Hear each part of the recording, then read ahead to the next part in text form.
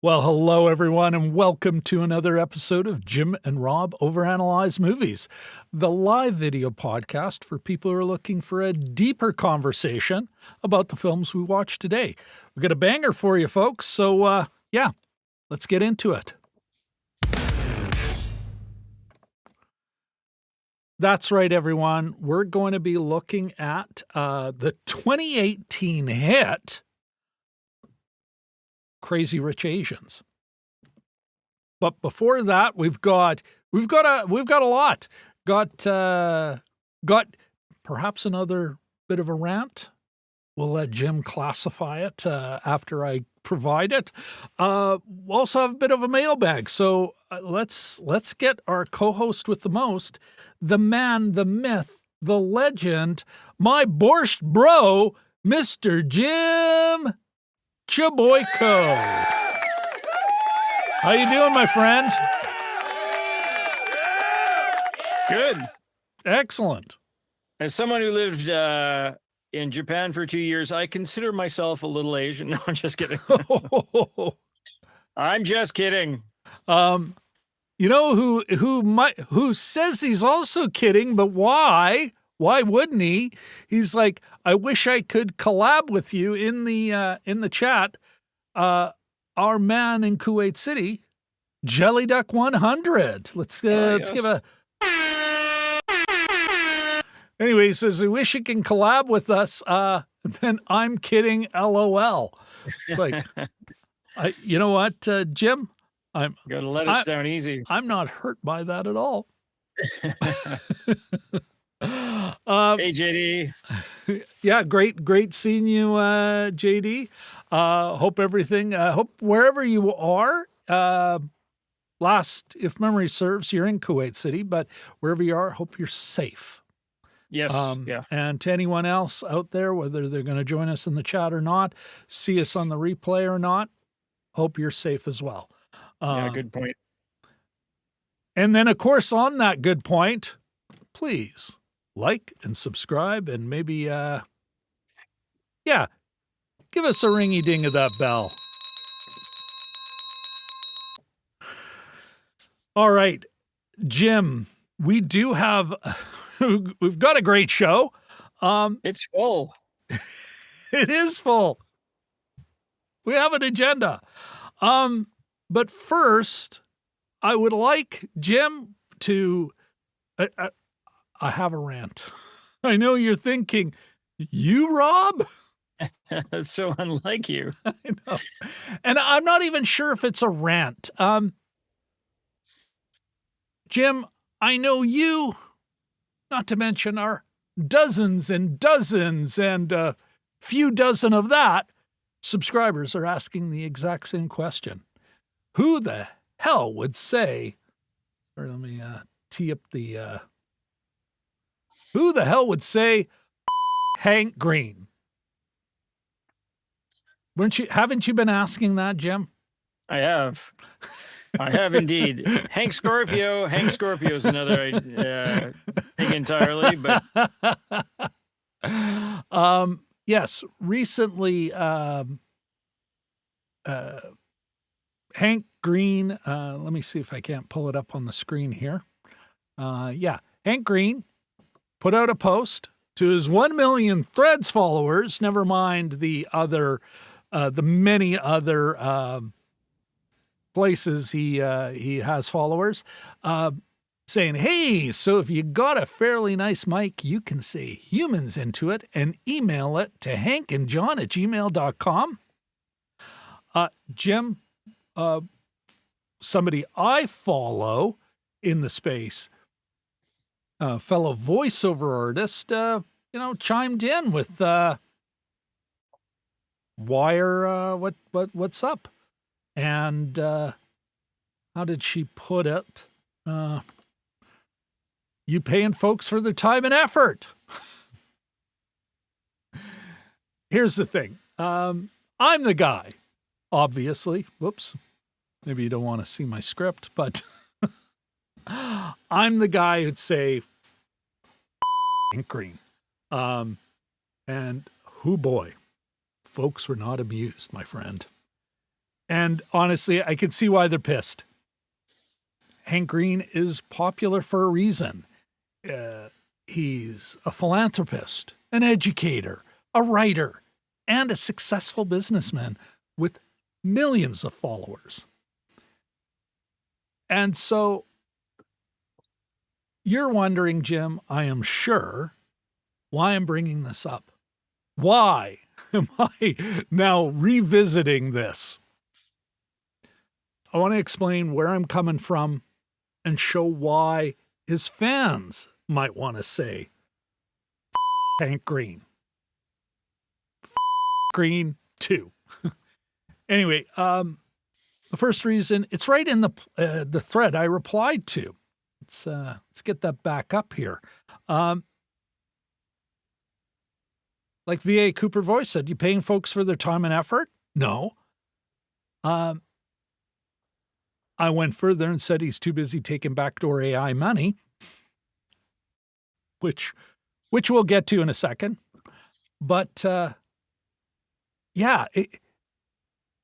here he is, Hank Green, the businessman, exploiting his parasocial relationship with his supporters to externalize the labor cost and maximize his profits.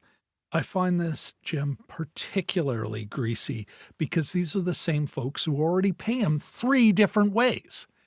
They lend him their eyeballs so he can sell them on to YouTube's advertisers, and his own partners, or maybe not sell them, but rent them.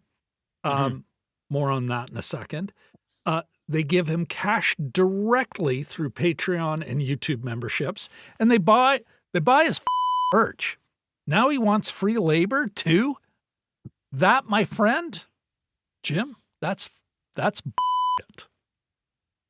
Anyway, before we get into the partnership nonsense and the AI of it all, let's talk about his contributions to education. And that would be mostly SciShow and Crash Course. But there's, of course, a couple other things he does. You know what? He helps produce those PBS digital shorts. It's all the same team out there in his compound in Missoula. A big part of the success of his edutainment channels, but all of them really, are in large part the result of right-wing efforts to defund our public education systems. More and more public school teachers, not to mention their students' parents, now need to lean in on these channels just to do their job.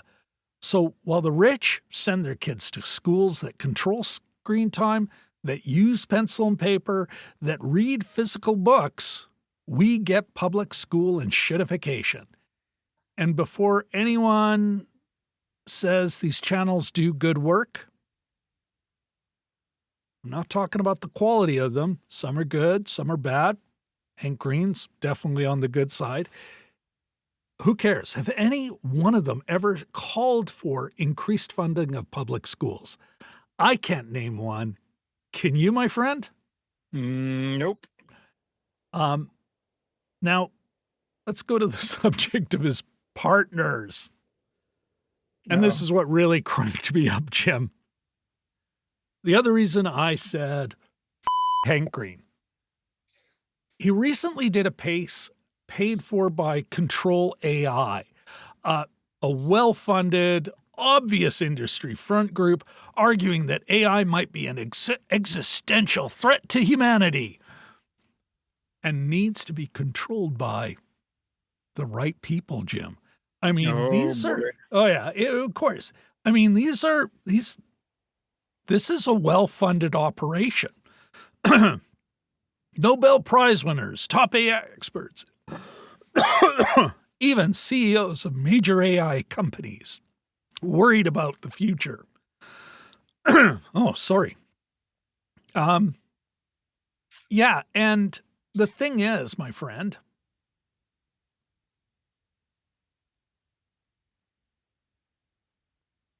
these Control AI and their proxies have trotted out all kinds of pop culture boogeymen. The singularity taking over all our computer systems, a la Skynet. Nefarious rogue actors developing designer diseases. And in Hank Green's case, a nuclear weapon. This is the same, and this is what kills me, Jim. This is the same technology that regularly hallucinates facts and can't spell Coke correctly. And weren't we just talking about like this nonsense? They used an AI name reading thing that basically half the students said, I keep wanting to call it Greendale Community College, but Glendale Community College, and of course, Arizona. Yeah, totally effed it up. This is the technology you and I are worried about. Well, you and I aren't. Really, don't think you are. I know I'm not. This is not a technology that is going to do any damage to us that way. No, and it does, Jim. It totally grosses me out because even though all this AI existential threat stuff is, patented bullshit, it doesn't matter. Most of us have been so primed, here in the West, so primed to be terrified of, let's be honest, brown people getting a nuke, that Americans right now, and a lot of Canadians too, have no objection to the addled old man they have for a president murdering school children to prevent them getting a nuke. I mean, they don't like the higher gas prices because of this horrible behavior, but so all any of these proxies for these AI front groups, all they have to do is say nuke, and it might be easy for the wrong people. Wink, wink. Wait. Camera, am I out? Camera 3? I'm on camera 3. To use AI to get it, and the audience does the rest of the thinking, right? Mm-hmm. I mean, Jesus H. Christ. Anyway, I do have to acknowledge, I said it before, but I think it's important for me to acknowledge, Hank Green is probably not a bad neighbor. Bet he'd be an interesting dude to talk to at a party. Probably not a bigot. But Jim, honestly, so what? For any one of the things I'm talking about here, exploiting his fans for free labor, profiting from the enshittification of the public school system, or shilling for the big tech ghouls and their world-burning, job-destroying plagiarism machines, I think I'd be right to say Hank Green. All three? Come on! Yeah. The question I have for as many fans, really, why aren't they saying Hank Green too? Anyway, my friend, thank you very much for listening to yet another rant. Explainer. I would call that a rant. Yeah. Well, at least my rant game improving. That's the real. It was a disciplined one. So thank you. Yeah. Well, as you can see, I did write a script. Anyway, folks, I appreciate you might think I'm totally talking out of my ASS. I do have some receipts and plus a much better, let me pull it up here. I've got my receipts. I'll put all the links I'm referring to in the script below. Where are we here? No. There we go. This is a great video from the Internet of Bugs guy, an actual software computer dude, an IT pro, talking about, hey, this is all... He kind of breaks down not just Hank Green, but Kurzgesagt, Kyle Hill, like these big names in the science edutainment scene. But also another one I think is, crying out loud. Of course, now there we go. Another one I found a great follow the money. Hank's weird increase in existential AI videos. Redditor Lukewarm Daisies did a great little breakdown. So I'll have all those, Jim, I'll have all that stuff in the description by tomorrow. Sure. Some of this I was pulling up just as we're about to go live. Yeah. So anyway, yeah, and to anyone in the comments, feel free to chime in. And look at this, Jelly Duck, TBH, AI, we're with you. Oh man, awesome.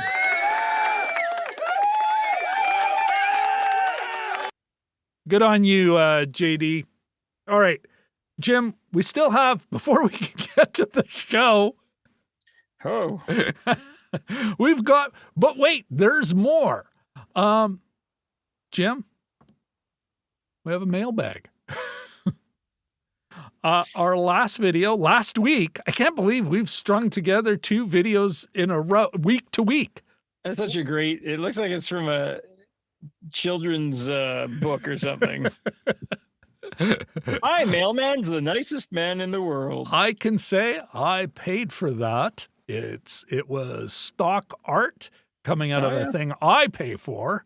No AI generated bullshit. Whoop. No AI generated bullshit.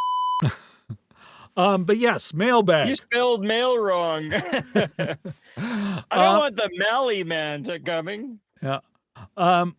One of them, let me see if I can't zoom in here. Oh, it looks like I can.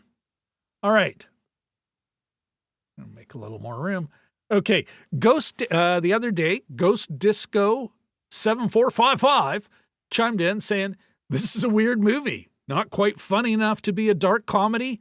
Not thrilling enough to be a thriller.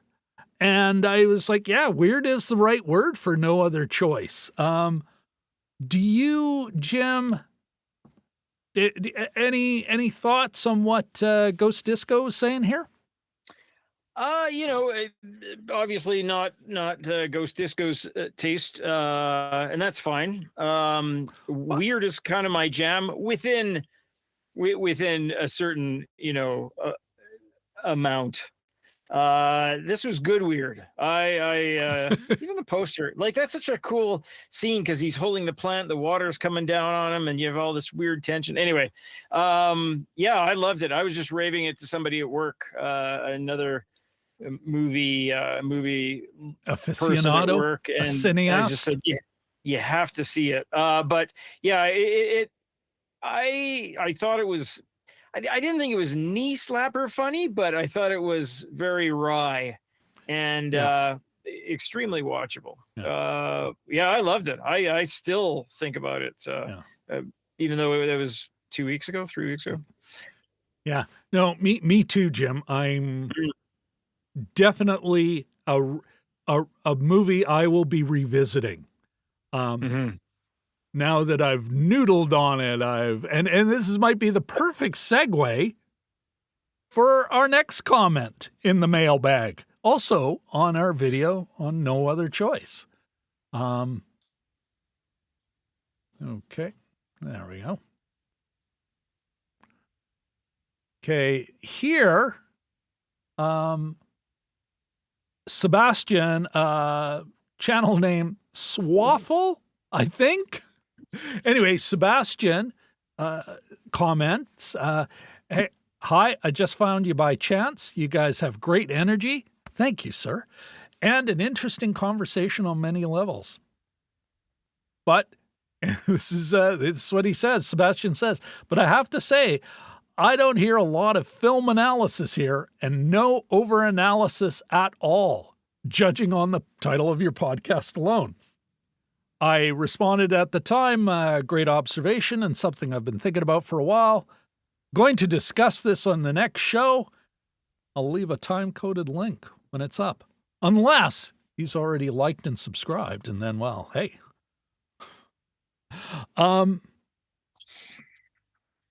Jim, you and I have, like, we started this COVID 6 times. years. Yeah, COVID times. April 13th, 2020. We're now well into May of 2026. If you look at some of those first videos, which I have left up as much as I'm not going to look at them because, ugh, cringe. Yeah, we're finding our way. Later on, I feel, Jim, that, were we actually analyzing? But we weren't reviewing either. And as we got further and further into it, I would say we found our place. And this goes back to, actually, I think that first year, we hadn't quite gone a year. Remember we did that movie about making waves, about film sound, and Curtis Judd? Oh, yeah. Came on. And what he was saying after is how much he enjoyed it. And he said it reminded him of a film class. And I think that's kind of, Jim, where I see us. And I see us as part of film analysis. Of course, for me, we've talked about this before, but I'll just so people know how I kind of approach this stuff now. Like I've become super keen. So for this flick, No Other Choice, where are we here? Oh my goodness. Boy, there's like a lot of them in here. It's like we keep watching this. It's like we keep doing this, Jim. But I will, I have a whole preview procedure now. As you can see, I even print out a poster. I have a database. Yeah, it's where I went hard copy, but I got the idea from you, Jim. I note some of the basic details. I note the log line. I note what I think the movie's really about, all from the trailer. What I'm kind of hoping for, what I sort of expect, what I think the movie's going to try and do. Then I watch it. Then there's noodling. You're kind of. But you and I, we almost always were sort of, hey, we figured out a few days before, maybe sometimes a week before, but it's not like it's that night I'm watching it and I'm rewatching it 4 different times before we have our conversation. Most of the time I'm trying to figure out interesting questions to ask. Some I have the answers for, some I'm like, I don't know, what does Jim think on this? Beats me. And so we're sort of that phase of analysis. So what 4 steps in what could be 6, 7, 8 steps to kind of give hey, I have a definitive kind of argument about this movie. And so I think that's kind of where we fit in. And well, as I said before, we spent all the money on this logo, so I don't see us changing that. What do you think? What's your take on Sebastian's question and what you think we do now?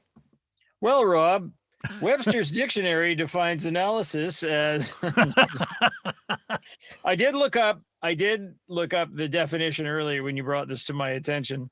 I like the way you put that. When you brought this to my attention. Yeah, our interoffice memo there. The pneumatic tube, you just put it in, it comes to my desk. Analysis is the process of breaking a complex topic, problem, or substance into smaller, more manageable parts. And I sort of, that sort of, it depends on how you describe analysis. It's not we're doing like a Hegelian analysis of film or anything. You're not wrong, Sue Awful. Yeah. And I sort of jokingly said to Rob earlier, boy, they should have been here earlier in our career as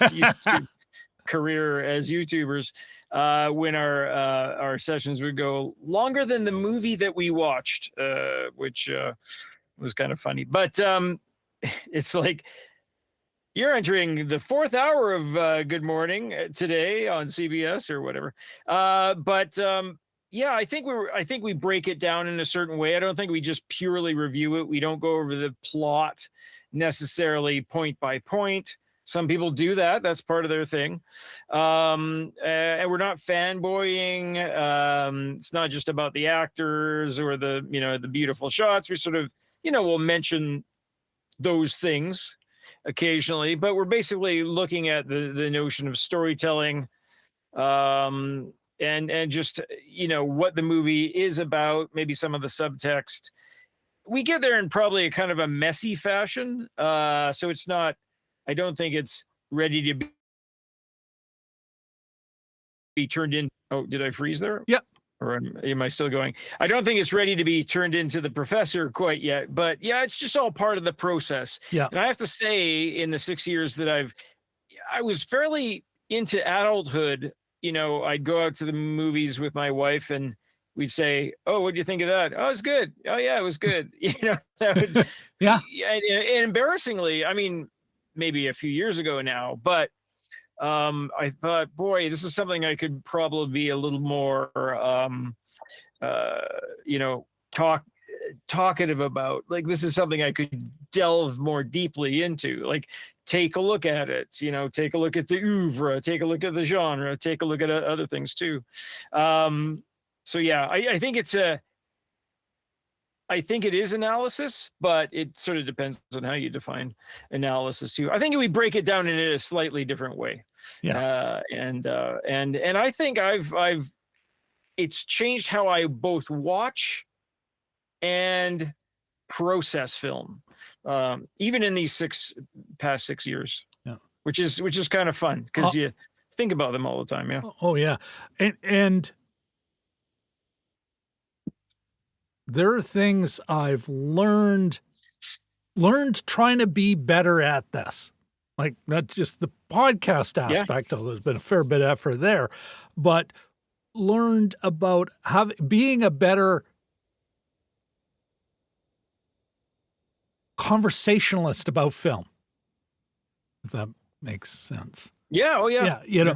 To be a better participant, to engage with the film better, but also to engage with you and any others who want to talk about film. I could not I think you and I have grown immensely in those 6 years. Mhm. But sometimes it's almost below the surface, right? It's like, you don't see the change, and then all of a sudden, boy, we're really different now, you know? Mhm. Anyway, enough, maybe it's enough of patting ourselves on the back and Well, saying, "Oh, yep, and I think, I mean, you can compare it to film class. I guess we would be some sort of head of the class. I don't feel that I'm the professor necessarily, maybe just someone who activates the conversation. And we're learning, and I've got tons to yeah, learn, and we're still trying to communicate ideas and things like that, and improving on it, even in I was mentioning the database. I didn't start that up until a few years in. I thought, yeah, I should probably keep track of all this thing. So lately I saw a movie that was scored by Lalo Schifrin, and I go, what else have I seen by him? So I just do a search on my computer, Lalo Schifrin, and see what yeah, documents he comes up in. yeah, Things like that is super helpful. yeah, And then I can compare the amount of foreign movies I see, and how many I've actually seen, how many Japanese. I've watched about 15 Japanese movies in the past year, and none of them were Kurosawa, which is an effort on my part yeah, specifically, yeah.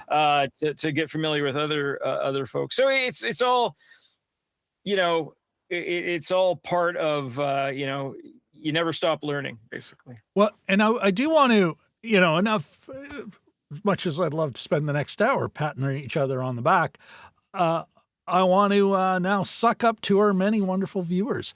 We have, it's a small chat, it's a small following, but it's a wonderful following.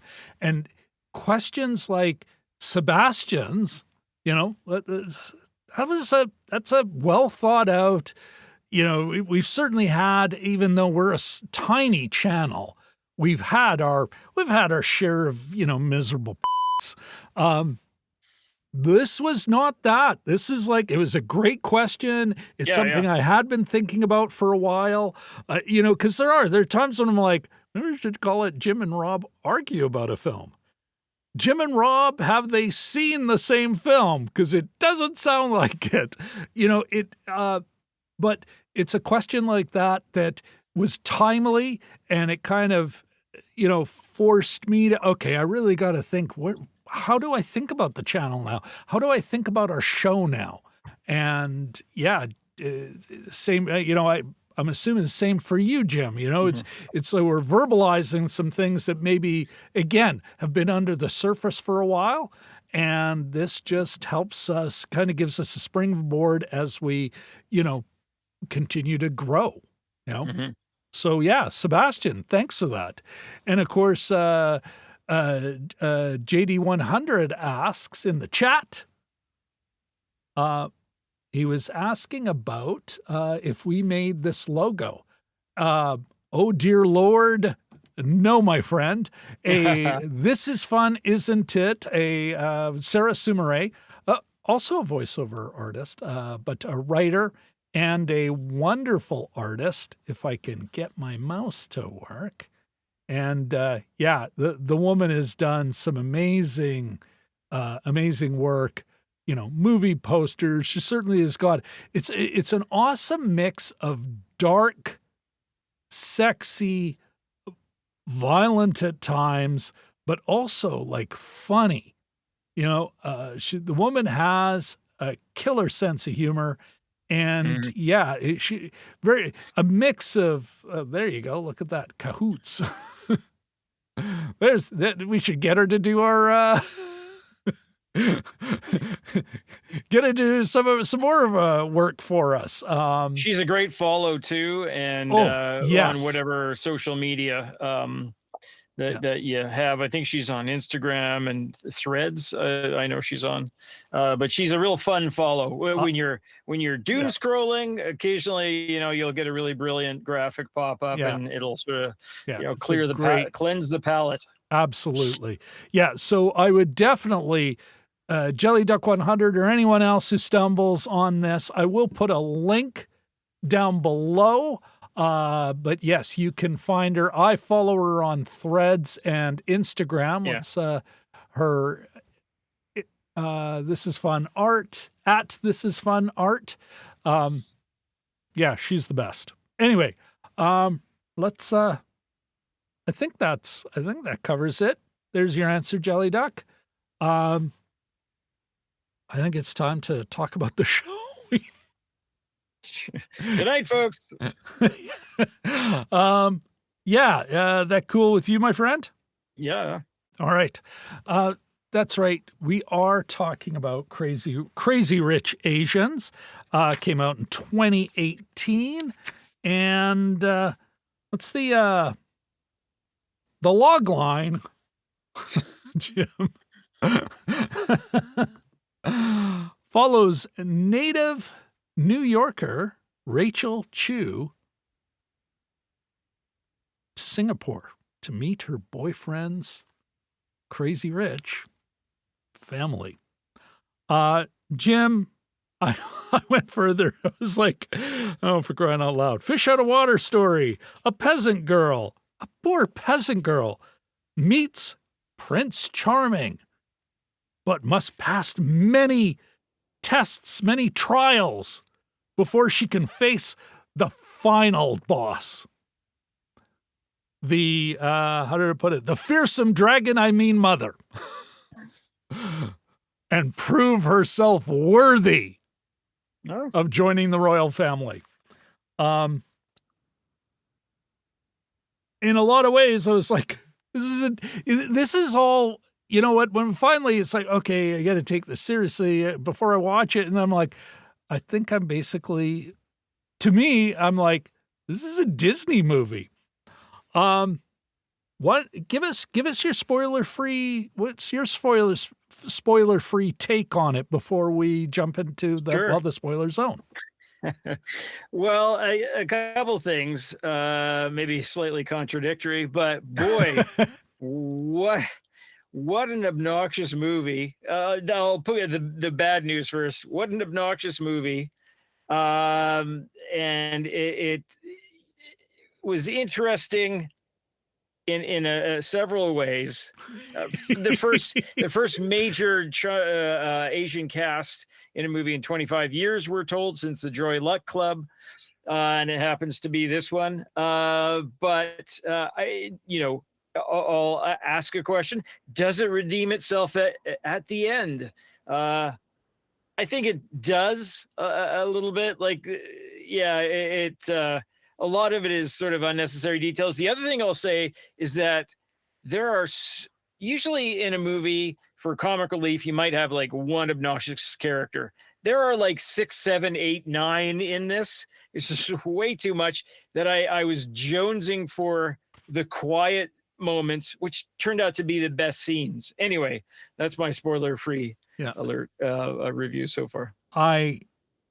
Jim, I did. I was like, I thought, I mean, it did get great reviews. Not, dear God, this is nominated for a couple of your Golden Globes. Yeah, yeah. I was expecting. Well, you know what? I was like, okay, formally an American movie, but is it an Asian movie with American financing, or an American film / story with Asian actors in an Asian setting? And I'm like, and then of course you can see, I'll put there's a thumbnail. It's like, but the title I used, Jim, for the thing is The Gilded Age was great, actually, because I don't know what I was expecting, but by the end of it, I'm like, I might owe Jim an apology. This is,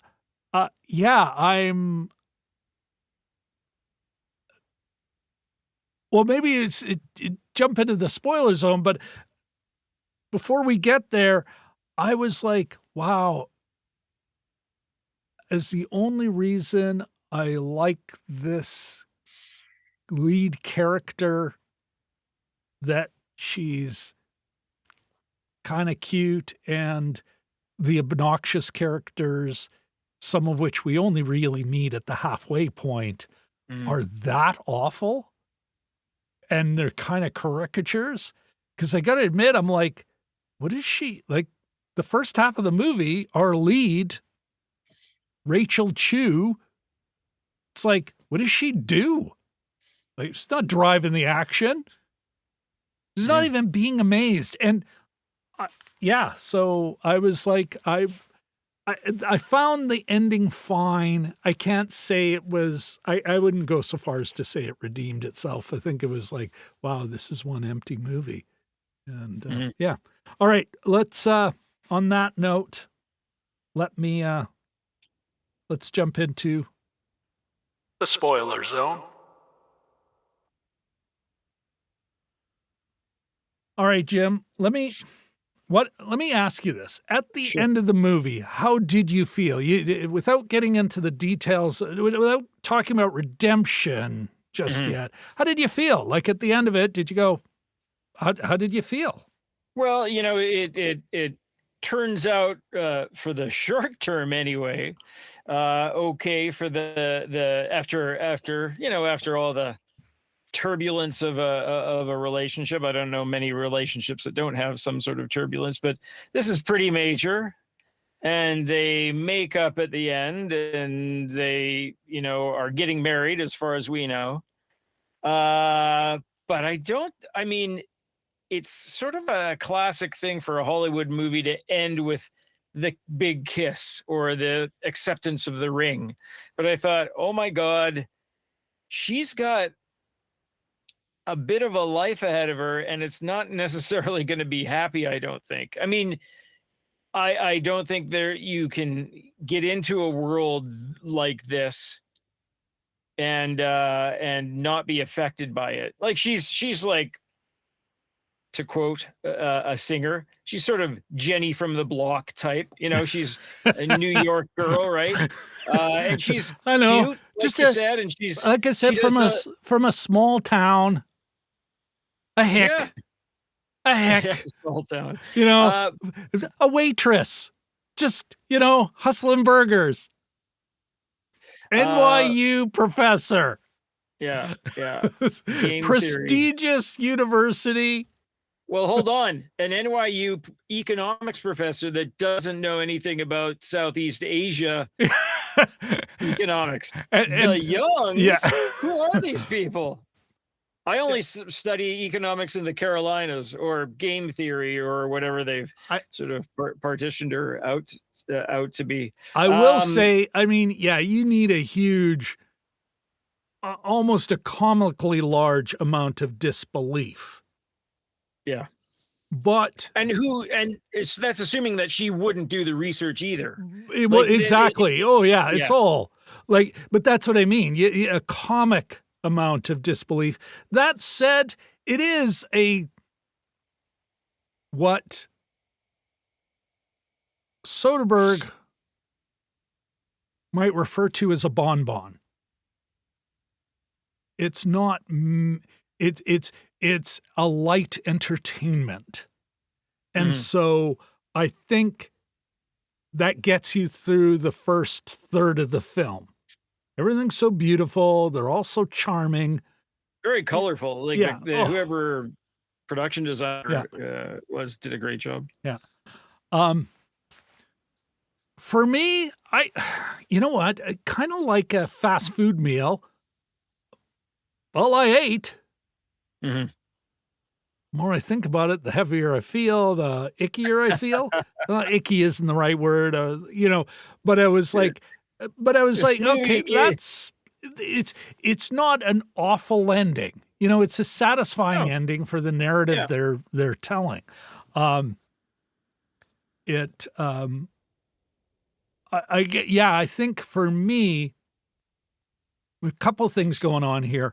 It's interesting, Jim. Recently, yesterday, I had a catch-up chat with a fellow YouTuber, Dragon Movie Guy, DMG. And he had mentioned he had seen it, and we talked about a few things. And he made a couple interesting points. And I was like, and this is the thing, I was like, kind of, is it an American movie? Is it an Asian movie? It's certainly an Asian American movie.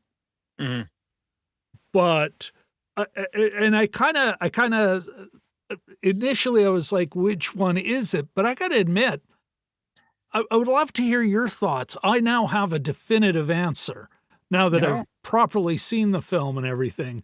But what do you think? Would you describe this? How would you describe this as a film? Would you go, now that's an American movie, notwithstanding the racial the racial identity of all of the characters? Yeah. How would you characterize it? That's that. It's sort of that's a complicated question, isn't it? Because I mean, it feels like a Hollywood movie. It's got all that sort of performative, uh, eye candy and stuff at the end. When I think it ends at a party. And I Engagement believe party, if memory serves. an Right? engagement party for Rachel. Oh my God, I don't know if I'm going to remember this in a year. But continue. Sorry. And Nick, and there's a pool, and in the pool are a bunch of synchronized swimmers, because why not? Why not have a team of synchronized swimmers that no one's going to pay attention to? So it's that sort of like unnecessary detail. I can see, Klieg lights and, fireworks and stuff like that, but there's just all these little kind of like details that that felt kind of phony to me. So if it felt like a Hollywood version of, or an American version of what they thought that A, rich people were like, and B, what rich people in Southeast Asia are like.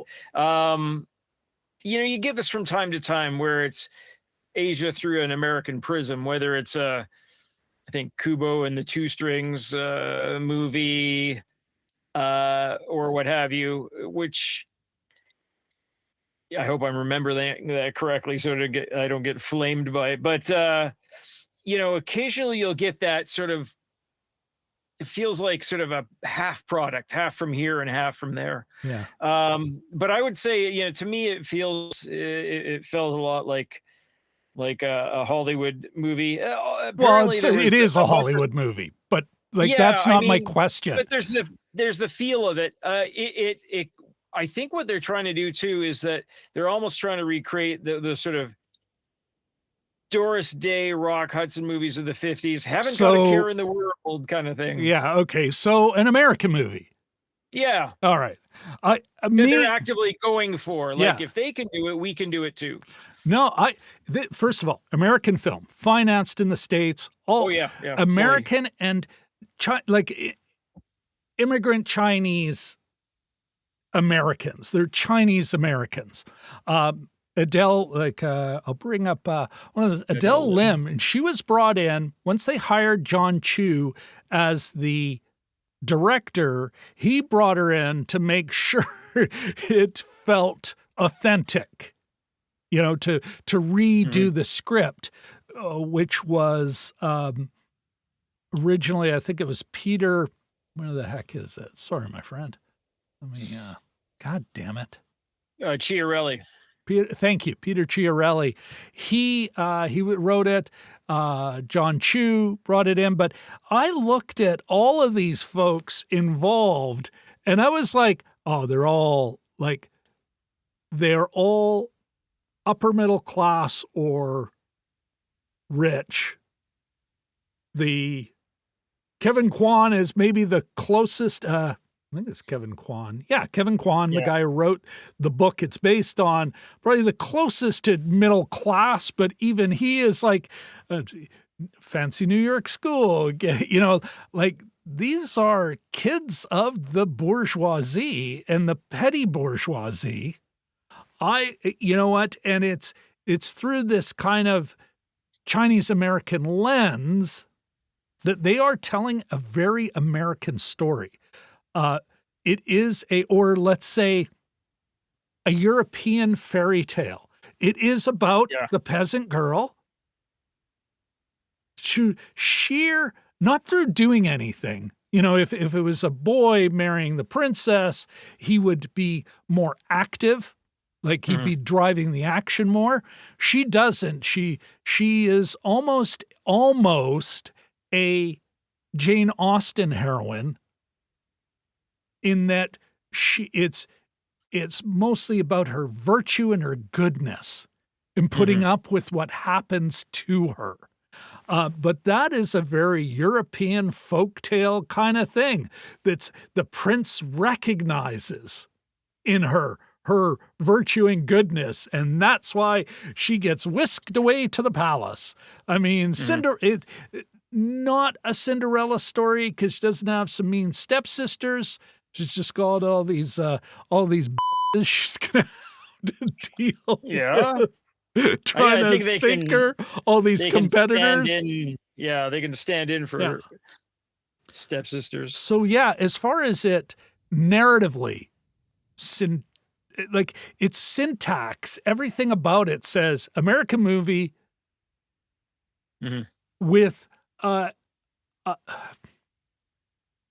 Asian kind of setting, a bit of an Asian, a very toned down Asian veneer. Like you mentioned Joy Luck Club, and I'd say to anyone, it's like, you want to, this is a bonbon. You want a meal? Wayne Wang's The Joy Luck Club.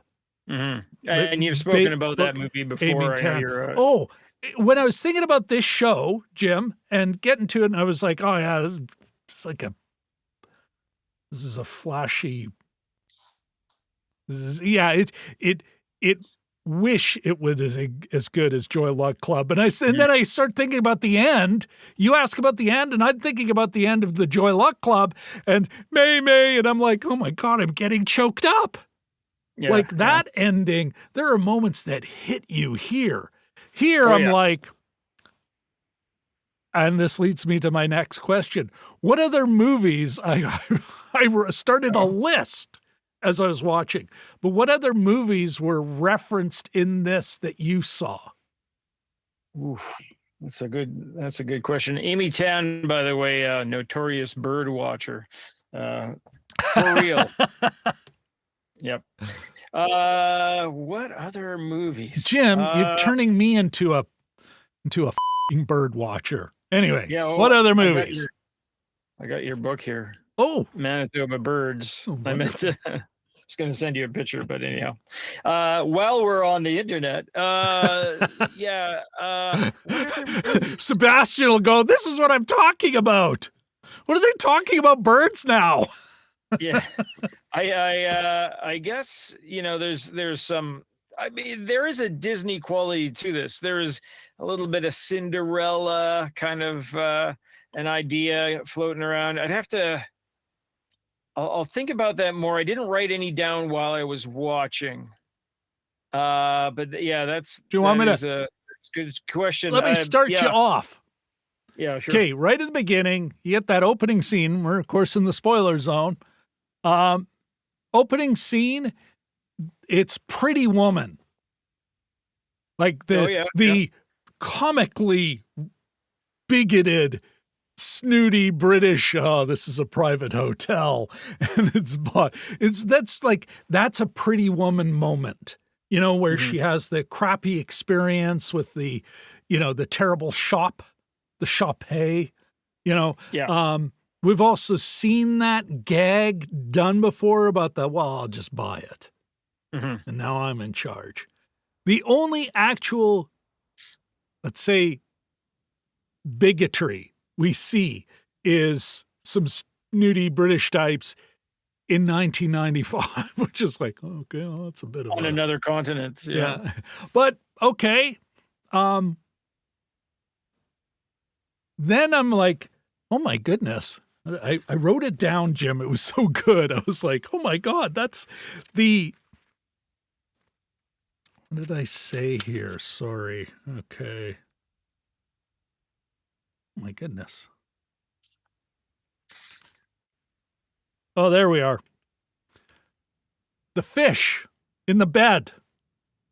Oh yeah. And I'm like, oh my goodness, that's a godfather. Actually, that's two godfathers. That's a godfather twofer. Not the second, but a twofer. Because you get Luca Brasi sleeping with the fishes and the whole the horse's head in the bed. And I'm like, oh, okay.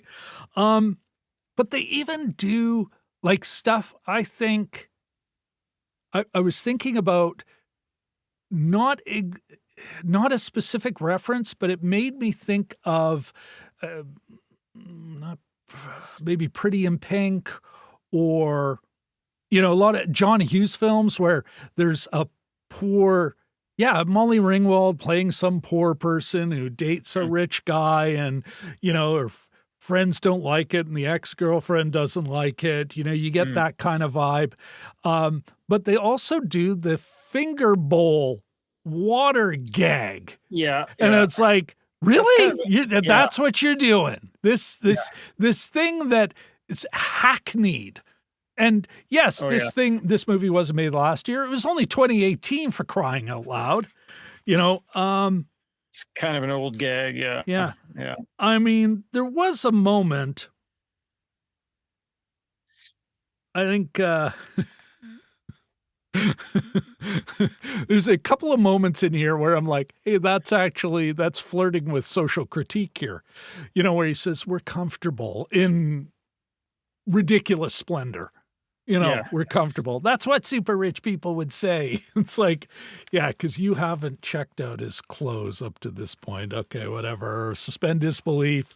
But I think it was like 52 minutes in when she turns out to be, the ex-girlfriend turns out to be an evil but, she does. It's like, nothing rich people like more than free stuff. It's like, hey, that's accurate. Yeah. As I was previously moaning about in my Hank Green segment. Business people love that free stuff, free labor, free dresses, but I mean, in that moment, it's like, wow, are we about to do they flirted, they came really close to another trope, the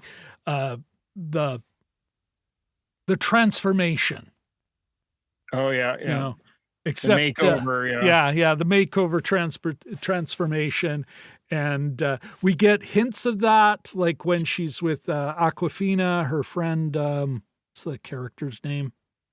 Oh, Palin? Yeah, I think Palin. There's a bit, you can't dress like that. You got to dress like this because, you're wearing that. Yeah.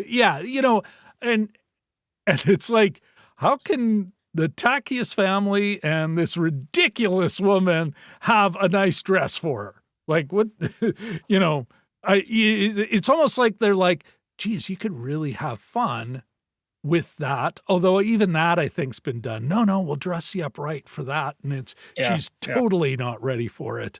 But yeah, there's these moments, and it's like, it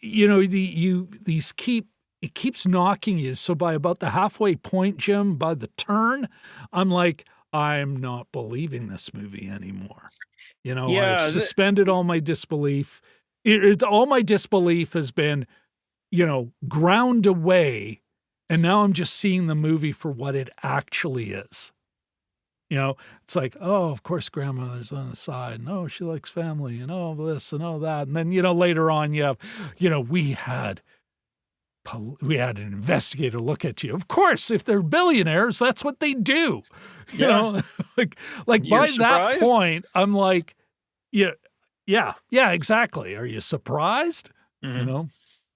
Aquafina. Yeah, Where's I'd say Evian? that- Jelly Duck, you comedy gold there. Well, he's with us for the long run. Anyway, this so what were you saying? That It's not even Victoria Day there. makeover scene I thought was another way in this it's almost like the creators of the movie were cosplaying being as rich as these other people, because the sort of the way that scene presented itself, where they're like, oh, this is, you just mentioned designer names, and it was Mateo from Superstore, and he's trying to be well, he's bitchy on Superstore too, but he's trying to be the catty kind of fashion critic, and I didn't buy. I didn't buy it. And half the thing, she looked fantastic. The first dress she wore, the blue one with all the colors, I thought, holy crap, she looks fantastic. They're like, no, pass. And then they give her some little princessy thing, which looked a lot like a wedding dress, which you don't do at a wedding. It was a little off blue, like it was a little bit light blue. But I thought, she's not the bride. Well, let me pitch this to you, Jim.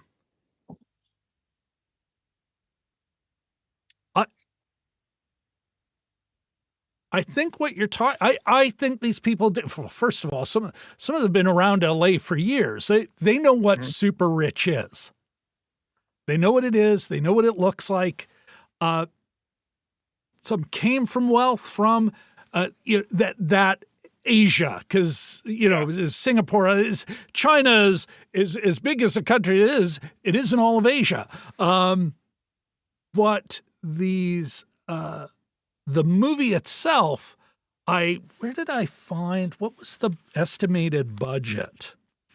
By then, Henry Fielding was already, and what's the Constance Wu? Like, these were not, none of these people were cheap by then, Yeah. Yeah, the estimated budget was $30 million. Wow, that's not a lot at all for 2018. No. And that's exactly it. If this came out on Netflix, I wouldn't have batted an eye.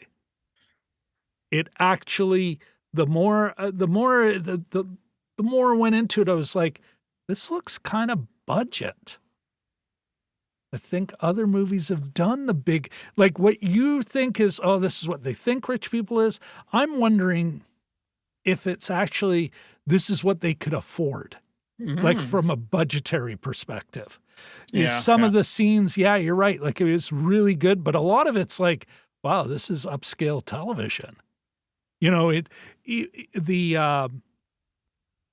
of the scenes with Palin, right? Palin, Palin, thank you. Yeah.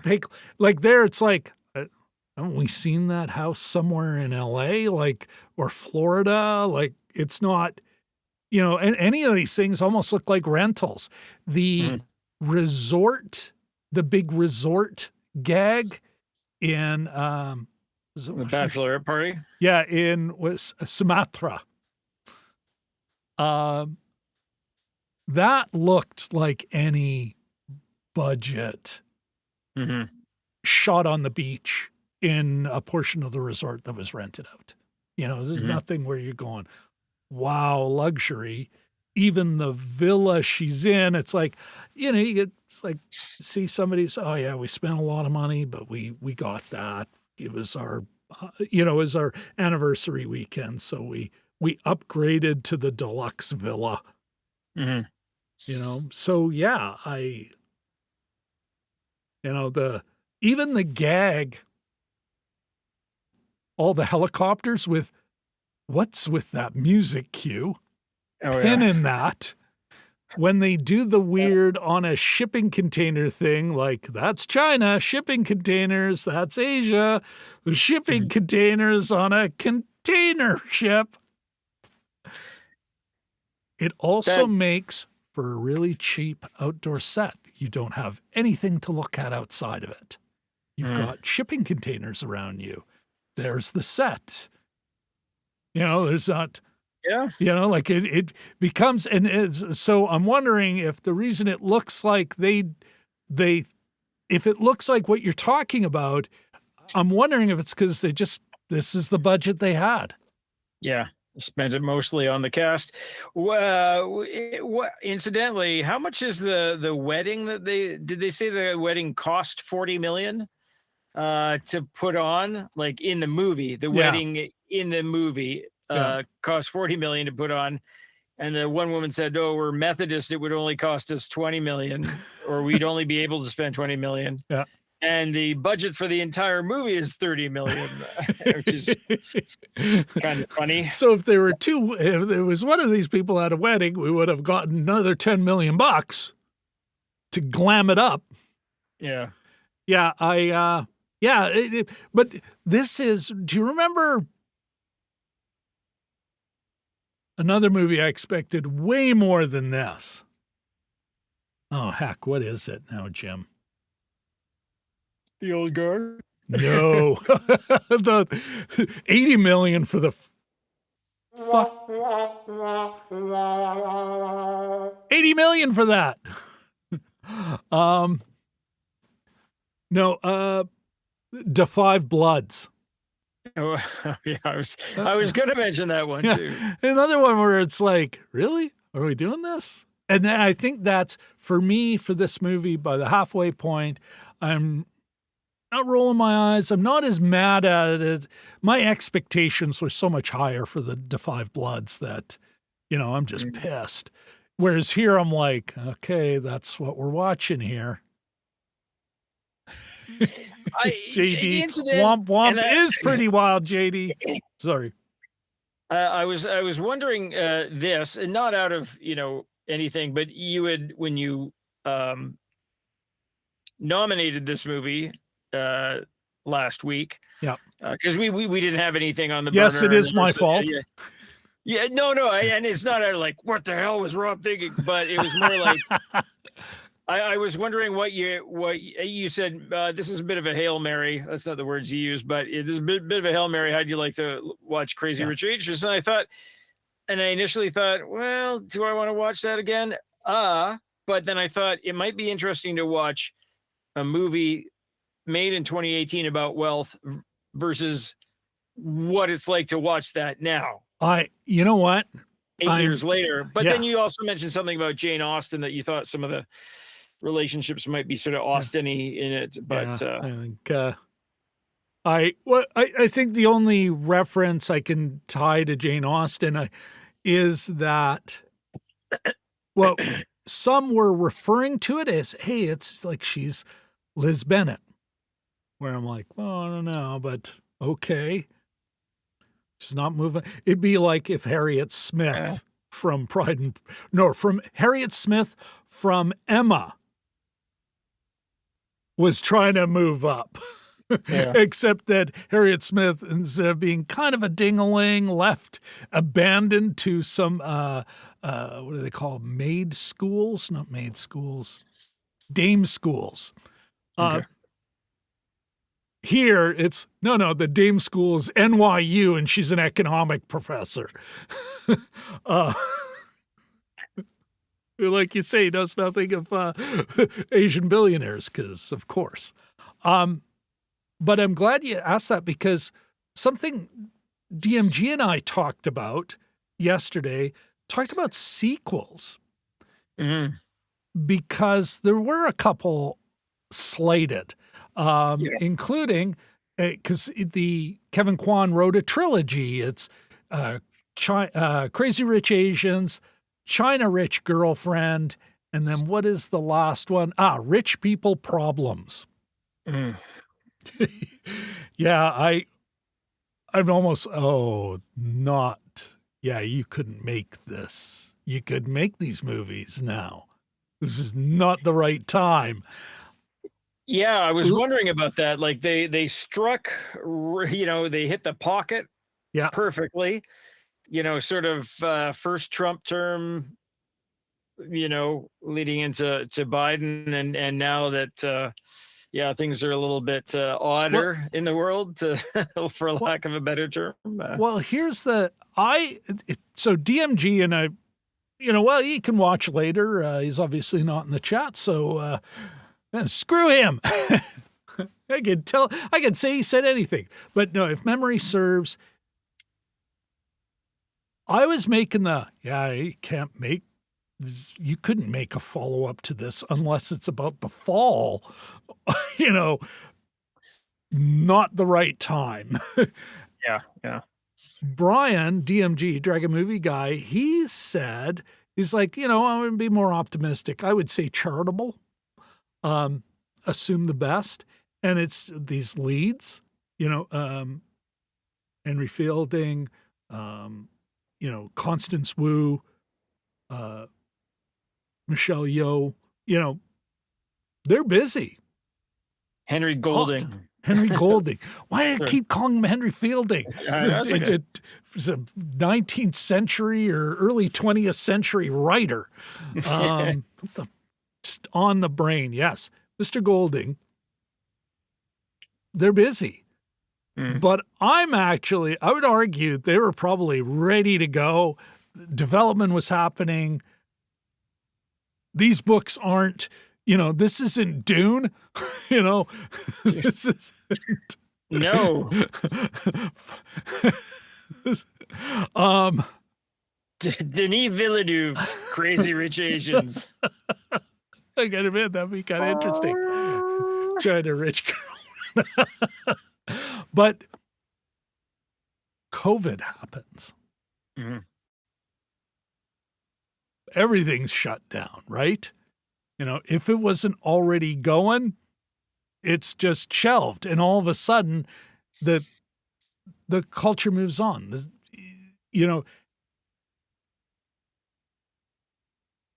What do you think? Like, if you're to pick any of those series or make a mix, why haven't we seen a sequel? I mean, the material's there. There's certain stubborn aspects of the marketplace that and then what is this saying is that any movie gets made is a miracle in the first place. And so my favorite's always been movies don't want to get made. Yeah, I'm paraphrasing, of course, and I can't cite the source, unfortunately. It's too late at night, but so I think it's a sort of a combination of factors. One, these I don't know if age out is appropriate, is the right word, but I think the subsequent stories, I think one of them had to maybe focused on the Gemma Chan Astrid character, and her sort of rebuilding her life, and so apparently that it was all set to go, and then it stopped, and then it was reset. I saw a YouTube video from 3 years ago that said, "Oh, it looks like it's back on," and I, still waiting, or not really waiting, but still, it hasn't shown up yet. So I think there's COVID happened, and I think people have just basically gotten poorer, and I think that the whole notion of kind of eat the rich now is kind of really, things have changed, being sort of, they're booing rich jerks. and things haven't gotten gentler out there, especially, if you're trying to sell this to Americans. Hey, how about a country that's doing really well, Singapore? Let's see how well they're doing financially. I can't imagine the crowds heading out to the movie theater for that. I mean, the original movie made $250 million. So it did. It did great multiples. It did fairly well, but I cannot. And we made more than 7 times our investment. This is great. And apparently it was a fight to get it to be released in the theaters as opposed to going straight to streaming. So, I suspect that if there were sequels, that they'd probably go to streaming, and even if they got made in the first place.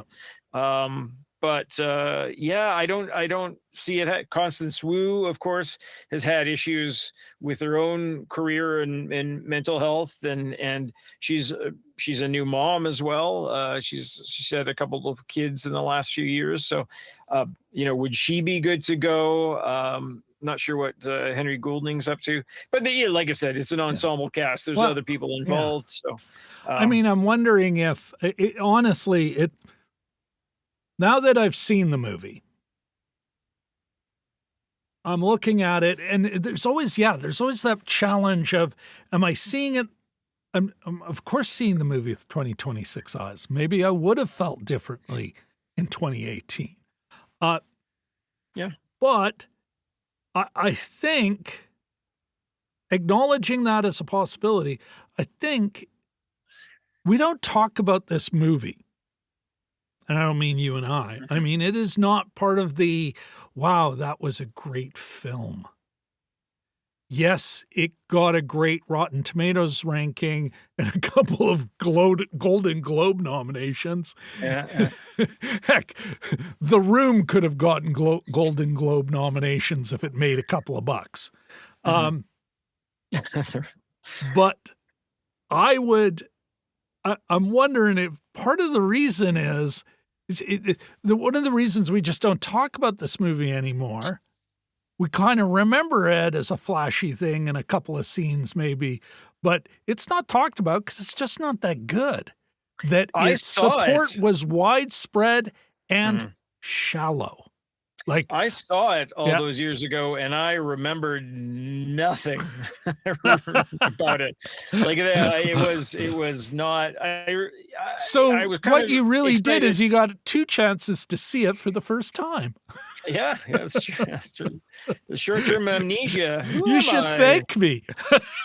I should. I should. No, it's still, it's an interesting exercise in watching it. Yeah, Anyway, so that's especially because things do occur in time. They're products of their own time, and then yeah, time changes, and you watch it later on and see how it affects. It happens with a lot of movies. Some movies, and we didn't call this episode "Does it hold up?"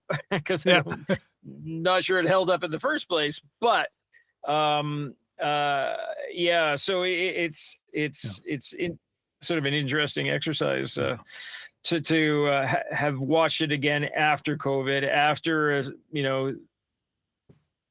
a certain person's handling of the world economy, yeah. and that kind of thing. But yeah, I did not.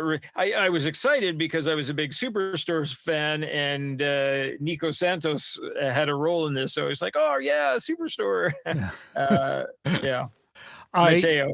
yeah, for me, I'm I'm leaning towards the like maybe you'll see, looking online, it's like maybe a TV series. You just recast the whole thing, do it Yeah, as a yeah, streaming I heard. series. Uh, Yeah. but some of it's still, yeah, and this kind of goes to the very question I kind of thought I've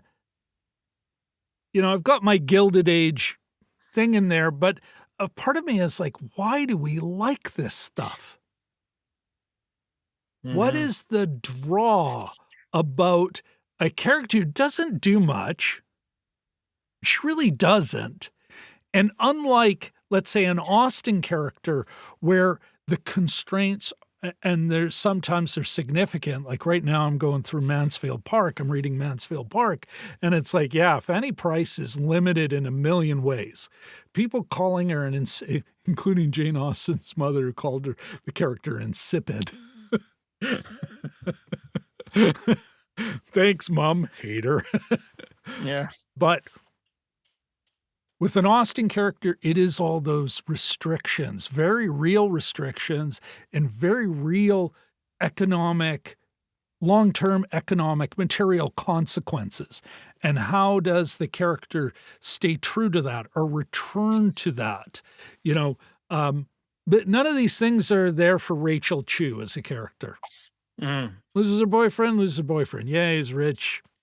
She goes back to she's again, it's bizarre that we have this fairy tale story, except she's New York City, not Winnipeg, not Brandon, not the Paw, you Mm-mm. know, New York City. It's not like, oh, I guess I'll just go back to my small little town. Yeah. And I think that is one of the reasons that we love it. It's a shiny bauble. For some reason, we love this arc, but you didn't remember the movie. It's why it's not really gained any traction. Never mind the politics of sucking up to rich people. Mhm. The White Lotus now, the Triangle of Sadness. These are probably capturing billions. This is Mhm. all Mhm. all film and television that's more capturing the moment. But Yeah. again, I'm like, yeah, notwithstanding, I think this is a weak example. Why do we like it at all? Like, what do you think? What is the Yeah. draw for us? This idea of of a the peasant girl, the cinder girl Hmm. becoming the prince recognizing her virtue and turning her into a princess. Yeah, it's an old fairy tale, isn't it? Although it does have a slightly different ending on it, but continue. Yeah, a lot of sort of fairy tales.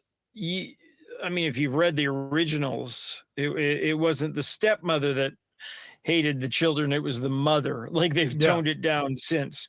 And a lot of those fairy tales, those old stories, if they weren't cautionary, then they were aspirational, right? So at a Hmm. time in which people maybe didn't have enough to eat, that kind of thing, Yeah.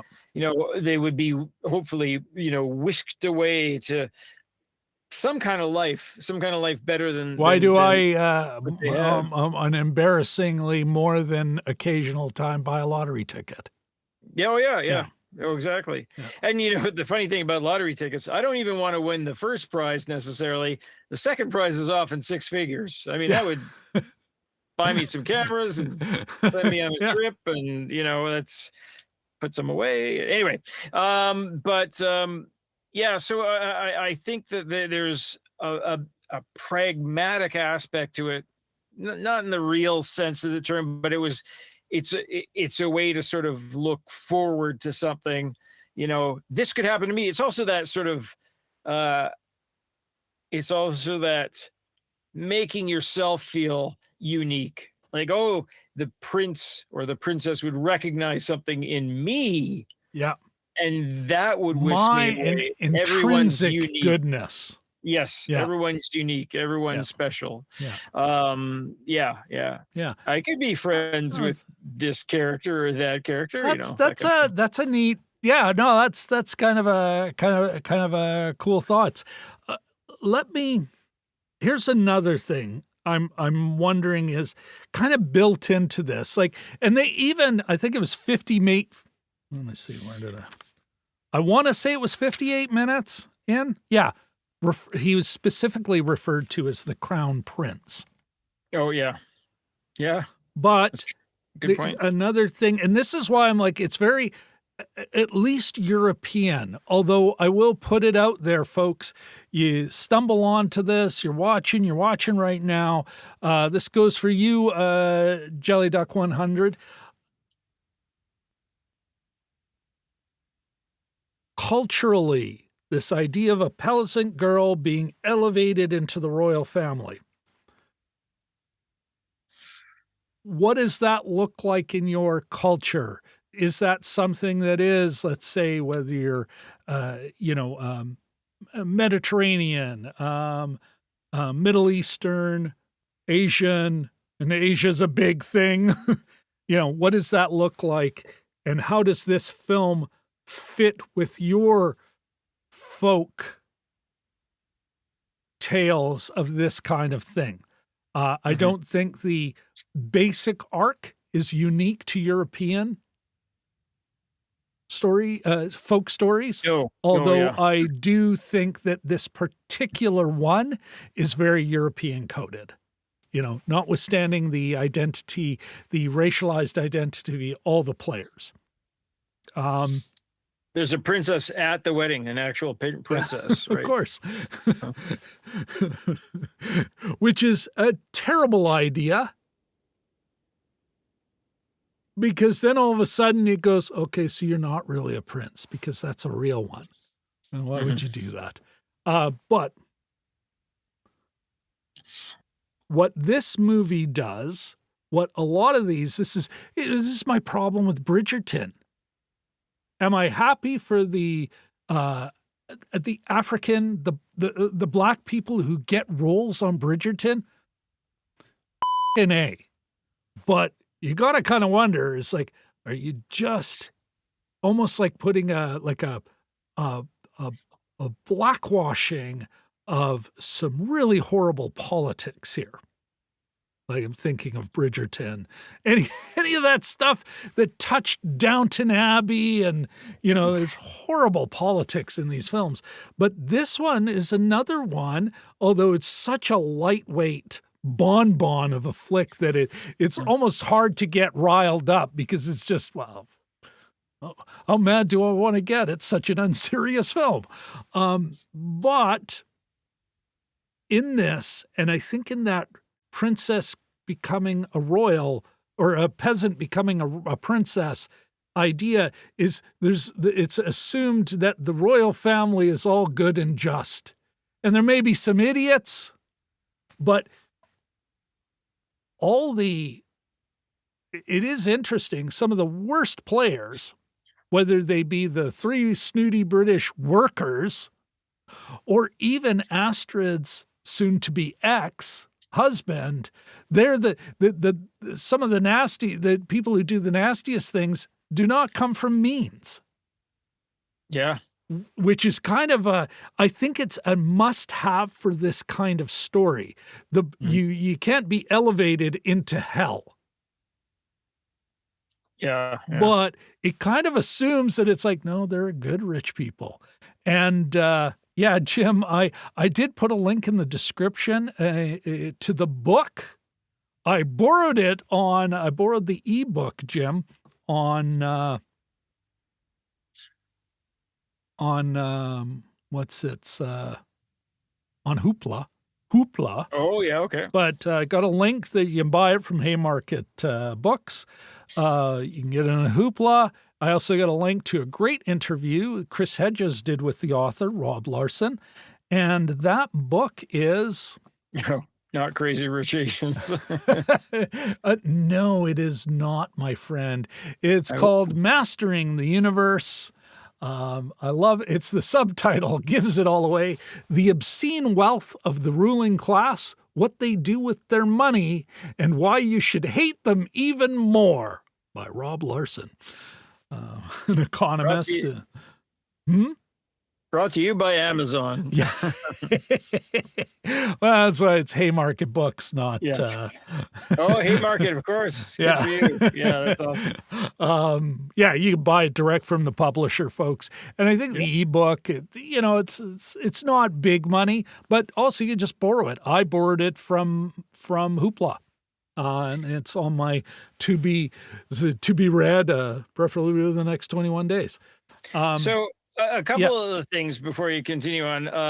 I just wanted to mention that we don't talk about the movie, as a couple of white guys. I sort of wonder if I was watching some YouTube videos. Of course, it's the cast, and they're saying, "Oh, people come up to me all the time and they say this movie I finally felt seen." I don't doubt that has happened a little bit. So to us, this movie is fairly lightweight. To other people, it may mean something. You know what? When I was looking around, Jim, I actually found more criticism of it from like younger Asian American voices, kind of going, "Yeah, this isn't enough." No. So there's a little bit of both, and it very well, like there was some really good sort of video essays. One was from Quality Culture, the complicated discussions surrounding Crazy Rich Asians, which is a good watch. I was just going to say, as you're talking about the links to royalty, it all starts off, and I'll ask you, Jim, to maybe send me that link so I can pin it in a comment. Okay, sorry. It all starts off with Astrid buying a pair of earrings that were formerly owned by royalty, as if these earrings had. I never got the purpose of the earrings in the story. If only to make Astrid look even,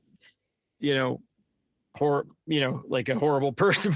But basically, she buys them for 1.2 million. As it's almost like buying the Frodo's ring, that it would convey some sort of power on her, and then she hides it from her husband. And as soon as the marriage is over, she reaches up and there's this gentle music, like she's, now I'm going to turn. Now into I get to be who I really am. Bejeweled. somebody who owns 14 apartment buildings, and then she brings down the earrings Yeah. and puts them on. They were owned by the Queen of Burma or Yeah. something 2 centuries ago, or that kind of thing. And that bugged me. I didn't like that storyline. I thought that was very Well, kind of. and I think this is, again, there are moments here. Like, I wanted to ask you, Jim, this is definitely on the lighter side, but so Rachel is telling her beau, the man I keep referring to as Henry Fielding, and Now I'd watch that. but she is talking about the fish and how she buried it, and I'm like, why didn't she mention Astrid? Because that's a great moment. Oh yeah. It's a great moment between those two characters, and also to tie her in. So it kind of why didn't she mention it to her boyfriend? Me and Astrid did. Your cousin's okay. The rest are jerks. And let me propose an answer, even as I ask you the question. There's a part of me wondering, and this ties into what you're talking about, again, back to do they really have a tight script? You have somebody wrote it, then they bring somebody else to make sure it has the right Asian flavor, even though it's based on a book by it sounds like it's like, okay, we need a rewrite, and relatively speaking, limited budget. It's still $30 million, but all of a sudden you're like, maybe you're not developing it as much as you could, and things are getting missed. It's like, well, this is a script we have, shoot it. Let's get this thing out the door. What do you think? Yeah. Well, apparently the changes were quite. Another video, it might have been that same one that I cited earlier, was they said it was the book was more about the crazy rich part, less about the Asians, culturally speaking. And the other thing too is that Eleanor, which is Joy Nick's Luck Club, mom, this isn't. Yeah, the mom. Yeah. And Rachel, our heroine, barely speak to each other. Like, there's no scenes with them together, which were frankly, some of the best scenes in the movie. And well, it's the main conflict. That last half hour is actually pretty watchable. And I thought, it tells you what it is in the title. It tells you, like, this is spectacle. You're watching this for spectacle and not the gentle moments and the building of a family. I know, but at the same time, you can have that spectacle with a story weaved in it. Yeah. That you come for the spectacle, you get hit by the emotional impact of a story well told. Yeah. And back to, because even if memory serves, Eleanor, she gave up her chance to become a lawyer to stay home and raise the family. So there's this, there's a generational thing.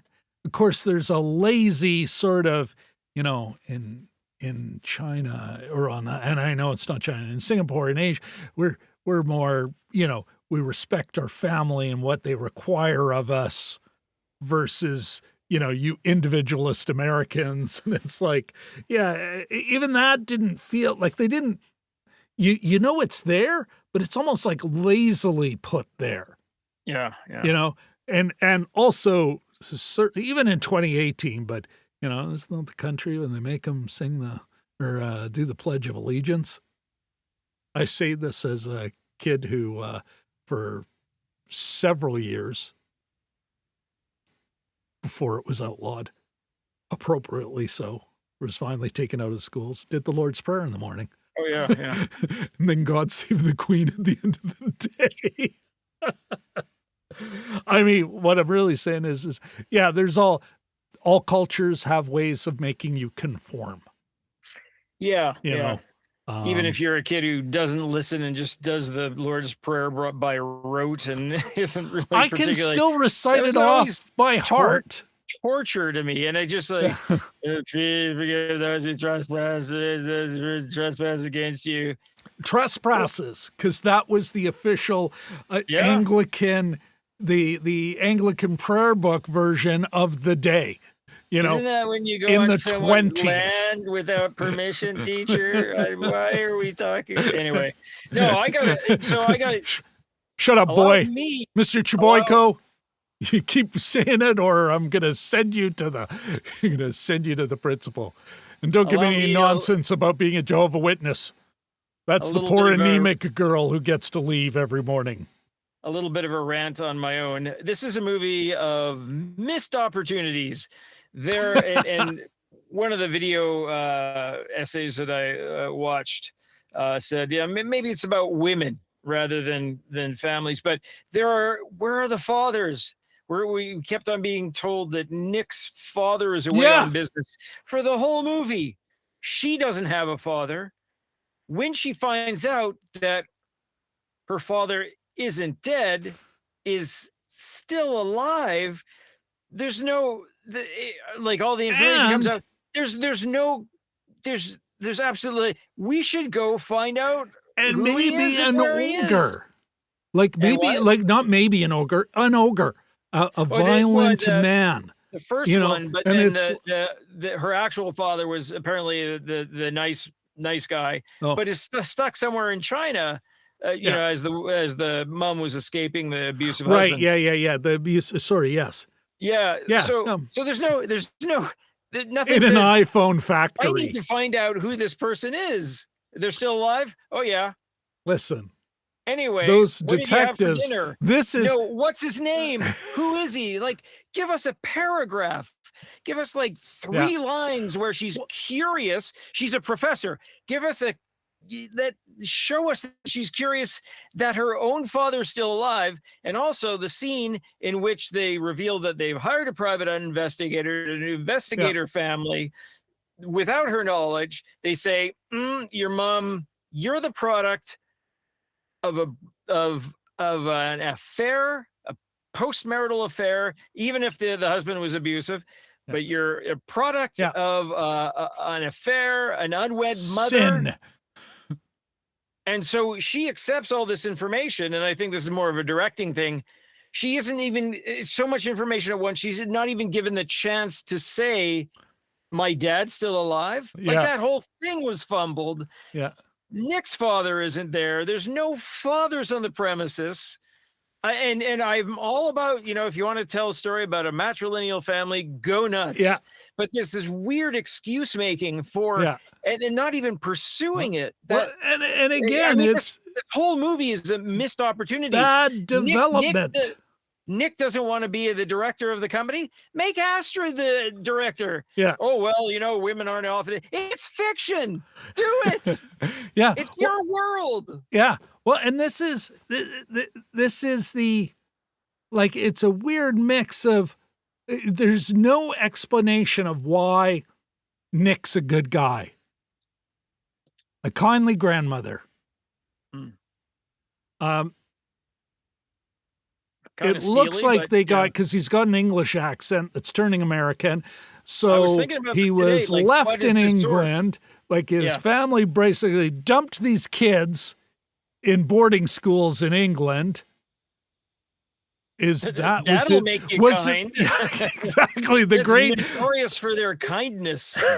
Historically known the world over as the kindest, gentlest space, nurturing the British boarding school system. As Piggy gets crushed by a rock. So none of these, and that's that I'm wondering, the things you're bringing up, it kind of makes me want to read the book. I'm not expecting the Joy Luck Club. Yeah. At all. But I'm wondering, it's like, is there a little bit more meat on the bones, or is it as light as this movie is? I'd read some reviews before you do that. Apparently, it goes on and on in great detail about the wealth and the fashion and stuff. But he says that one of the people that I listened to said that there's also a lot about Singapore history that's kind of interesting and that kind of thing. So. And even there, like, I mean, of course, my standard hobby horse, these rich, they, early on, it's like, listen, they're old money from China and they built this place. And it's like, no, they didn't build jack. They hired locals, worked them to death because that's how things got built. Mm-hmm. I mean, yeah. And just what the hell? Even, to set everything in Singapore, which is borderline, I don't know, fascist isn't the right word, but authoritarian. And yes, I appreciate, somebody may chime in the comments, well, that's an Asian culture. And it's like, I don't know. Heck, I've been to China. You've been to China. You know what? I saw people flipping off cops. I mean, of course, Tiananmen Square, it's the Chinese military. Yeah, no one was giving them grief. Yeah. But just like every other country in the world, there's some areas you just don't with the man. And other areas where it's like, we're all trying to live here, and why are you giving me grief? Yeah. We spent a few days in Singapore in the 90s. And you know what the standout memory for me was? It was they had a night zoo, which was cool because a lot of animals are nocturnal. And so it was really cool. Other than that, I don't remember tons about it. And then, of course, I had an analog camera, so didn't take as many pictures as I would have with a cell phone. But it didn't really strike me as a remarkable place. Fine, it was a fine place, but yeah. Well, Jim, I think it is that time. We've it's the school night. For a movie neither of us are particularly impressed by. We certainly managed to talk a lot about it. Let me ask you this. Crazy Rich Asians, is it a see it or a skip it for you? I would, I don't say this enough. I'd say skip it. There are other ones. Left-Handed Girl is about a poor family in Taiwan. It's a new one on Netflix. Watch that instead. I think you'd get more out of it. Or watch No Other Choice. Yeah. Remarkable film. Again. Yeah. I'll give an add-on shout out. This podcast will come out. We did do it. We did a live stream on Sometimes I Think About Dying. Another movie I think is worth seeing. For me, Jim, it's a skip it for me. That said, is it going to offend you? No, it's too light. And as Jim demonstrated, you could watch it and then forget you saw it and then stumble on it a few years later and go, this seems vaguely familiar, but it will. Yeah, it is. It's that fast food meal that maybe you feel a little greasy afterwards, but a couple hours later, you didn't even know you ate. Just about my recommendation, I realize those are different Asian countries. But I'm just saying, while we're talking about Asian film, especially you know what I keep catching myself. I know we're saying Asia, but it's China. These are Chinese, Malaysian Chinese, Singapore Chinese. Reverse that, Chinese Americans. Like, it is a movie made by, and I would argue for, Chinese Americans, Asian Americans, that part of Asia, that Pacific Rim. That said, Jim mentioned No Other Choice. What was the Left-Handed Girl? Yeah, it's a new one. I would go to the OG. Well, at least for me, my journey, my first real experience with it's a Asian American, Chinese American film. Joy Luck Club. Mhm. You know, again, it still emotionally hits me. I can think about that last scene because boy, it earns it. And you get a ton of the stuff we're talking about here. You know, how do you fit into a new culture? Like, because all these women in these two generations and who they relate to and everything, and they come from status and then they fall or they move into status. It's, you know, even and I can't say poor, but the girl who moves into rich and how that affects her is in the Joy Luck Club. And it'll make you cry at the end in the best way. I did not cry at the end of this. What? Impress your date. You know what? Sensitive. You know what? It was, hey, I can't even call it a rant. Stay tuned later. Hey, this is a perfect time. Please like, subscribe, and ring-a-ding that bell.